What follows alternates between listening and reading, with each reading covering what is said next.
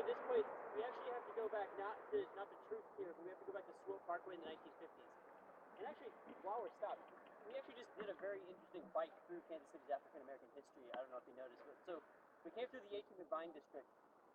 So as a former slave state, Missouri has always had an African American population, and Kansas City's already had an African American population. And even over in KCK, in the Quindaro neighborhood, is one of the sort of oldest free black populations in the area. But African American presence in Kansas City didn't really begin until World War I. And the reason for that was a lot of sort of the manufacturing industries that made Midwestern industrial centers were overwhelmingly segregated, right? Companies would just not hire African American workers. They would much rather hire immigrants than they would hire sort of African Americans. And so there was just little opportunity in urban spaces. All of that changed after World War I, however, and it particularly changed around the question of the railroads. Because in World War I, the federal government took ownership of the nation's railroad industry to facilitate the movement of troops from the Midwest out to sort of the coastal regions to ship over to Europe. And with that, as a part of the federal takeover of the railroad industry, for the first time, African Americans were hired in large numbers to work in industrial settings. So you start to have the show up of African Americans moving from the deep south in places like Mississippi and Alabama, moving to northern cities. Chicago got 500,000 African Americans in 5 years, just sort of showed up on the promise of this new work showing up to the World War I. As more and more whites were drafted, more and more jobs opened up in factories, which now, because if they had a federal contract to do war work, they had to integrate their hiring practices. So this sort of began sort of the emergence of African American communities in most Midwestern cities. And it began, as a lot of you probably already know, in the 18th and Vine district, right? So the first sort of around World War I, when Kansas City's first black communities were formed. But then it really starts to move southward in the 2 or 3 decades after that, when sort of on the success and the promise of the work after World War I, more and more African Americans actually came from the deep south. It's sort of a sea change in African American history from being a southern history to being a northern urban history. And so that population basically began to move farther and farther south, in which real estate developers then came through sort of what at this point were largely white, middle class, and fluid neighborhoods, and would basically start knocking it. They would go door to door, and it was called block busting. They would show up in these neighbors' homes and say, hey, there's a black family who's buying your neighbor's house. And so then these white families would just dump their property for whatever they could get it for, where then these real estate developers would turn around and lease it at sort of horrendous rates to African Americans. So it was basically the complete divestment of this area.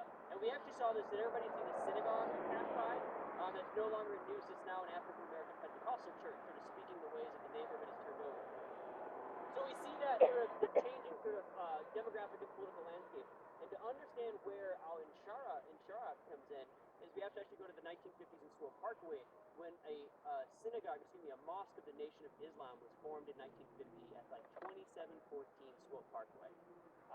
And to understand sort of the Nation of Islam, we actually have to go back in the 1950s. We have to go back to 1913 in New Jersey, where a young African American man by the name of Timothy Drew was growing up and sort of was involved in sort of civil rights campaigns, and was sort of aghast at why the Christian church would not sort of help out with African American rights, right? You know, why is this not an organization that would sort of support Christian brothers and sisters? Well, Drew reads in a history book in the 19-teens that some of the earliest Africans who were enslaved and brought to America in Georgia and South Carolina were actually Muslims from northern Africa. And so what Drew has sort of a revelation is like, well, that's why. It's like, because African Americans in America are not Christian, we are all actually descendants of the Moors. We are Muslims. And so Timothy Drew changes his name to the noble prophet Drew Ali, founds the Moorish Science Temple in 1923.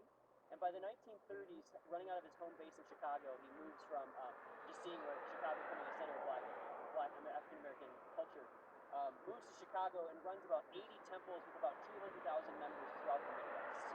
And sort of the point of the Moorish Science Temple was like, look, we as an African Americans need to have our own communities, we need to build up our own businesses, our own churches, because the Christian church is important. It's all about sort of helping our community to then be a part of the larger American culture. Well, in 1919, Prophet Drew Ali dies, and there's a fight over the succession of who will run the Moorish Science Temple. And a young man by the name of, actually make sure I get it right,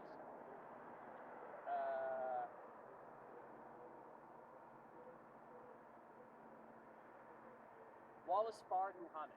Sorry, I had to get it right. So Wallace Fard Muhammad was one of these individuals who was fighting to take over the Moorish Science Temple and to be the leader. He's not voted into power, so he packs up, leaves the organization, and founds what he calls the Nation of Islam. So this is so the Nation of Islam comes out of the neuroscience temple. And so this is what derives in Kansas City. Now the Nation of Islam, unlike the neuroscience temple, was much more militant. It was not about, look, we shouldn't have a self-help organization. We need to advocate that, look, no, the African Americans are the chosen race, right? Whites are actually a plague upon black religious history that we need to fight against, we need to separate from. And so African Americans were sort of, the Nation of Islam was a much more militant organization, arguing not for sort of like, so Drew Ali was like, look, let's help ourselves and we can be a part of a broader community. And the Nation of Islam was like, no, we need to sort of fight against white culture, we need to sort of arm ourselves and organize ourselves. And so this is what sort of comes to sort of Kansas City in the 1950s. By the 1970s, sort of largely because of the sort of life and history and assassination of Malcolm X, there's sort of a debate within the Nation of Islam of what do we do now with this sort of legacy.